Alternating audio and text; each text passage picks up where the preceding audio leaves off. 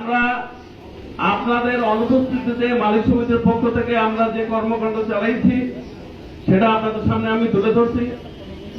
একইভাবে আমাদের সম্মানিত সভাপতি সাহেব আমাদের সঙ্গে যখন গিয়েছেন, উনি ওনার স্বল্পভাষী বক্তব্যে সম্মানিত চেয়ারম্যান মহোদয়কে বারবার বলেছেন, দেখেন যেটাই করবেন নিউ মার্কেট মালিকদের প্রতি সম্মান রেখে এবং তাদের অবস্থান বিবেচনা করে সহনীয় পর্যায়ে যেটা বৃদ্ধি করা দরকার সেটা আপনি করেন।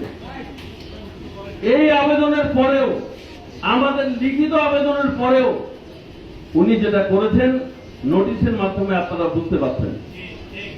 এরপরে আমরা করেছি কি, বিগত 19/1/26 সালে মালিক সমিতির পক্ষ থেকে সম্মানিত চেয়ারম্যান মহোদয়কে আমরা অনুরোধ জানিয়েছিলাম, আপনি আপনার সর্বশেষ কার্যক্রমের ফলে মার্কেটের কি অবস্থা সরেজমিনে দেখার জন্য একটু বিনীতভাবে আপনি মার্কেটে আসেন এবং নিজে চোখে দেখে যান, তাহলে আপনি জিনিসটা পর্যবেক্ষণ করে বুঝতে পারবেন যে মালিকদের অবস্থা কি। আনফরচুনেটলি উনি কি করলেন, আসলেন না এবং 5/3/26 তারিখে উনি একটা চিঠির মাধ্যমে মালিক সমিতিকে জানালেন যে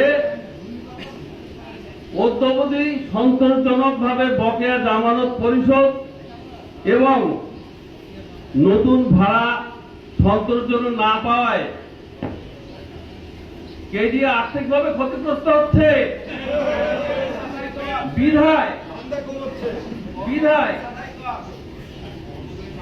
নিউ মার্কেট পরিদর্শন করা আমার পক্ষে এই মুহূর্তে সম্ভব না। আপনারা ওটা সন্তোষজনক ভাবে দেন, তাহলে উনি আসবেন। এই হচ্ছে সর্বশেষ চিঠি আদান প্রদান।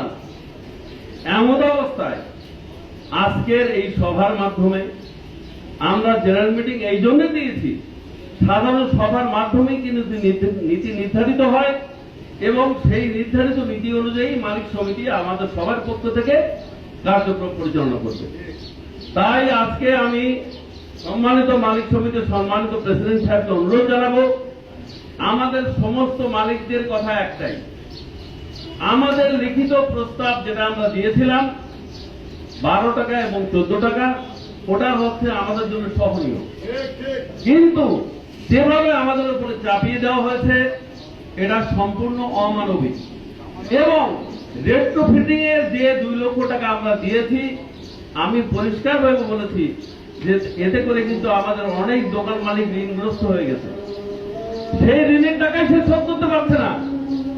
এমত অবস্থায় আর দ্বিতীয় কোনো জামানত আমাদের পক্ষে কোনো সম্ভব না এবং কেডিএ এর সংবিধানে নাই।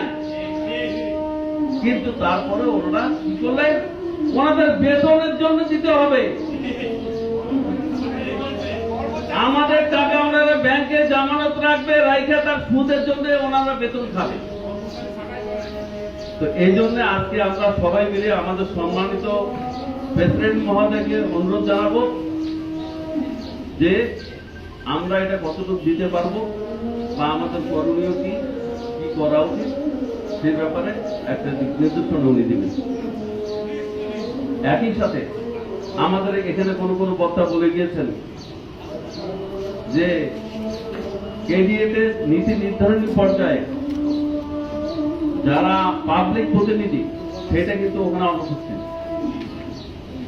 বিগত নির্বাচনের মাধ্যমে জনপ্রতিনিধি আসছে, খুলনাতে যে সমস্ত জনপ্রতিনিধি নির্বাচিত হয়েছে তাদের সঙ্গে আজকে এই মিটিং এর মাধ্যমে একটা সাব কমিটি করা হোক, সেই সাব কমিটি জনপ্রতিনিধিদের সঙ্গে যোগাযোগ করবে, আমরা কিভাবে নিষ্পেষিত তাদেরকে সেটা জানাইতে হবে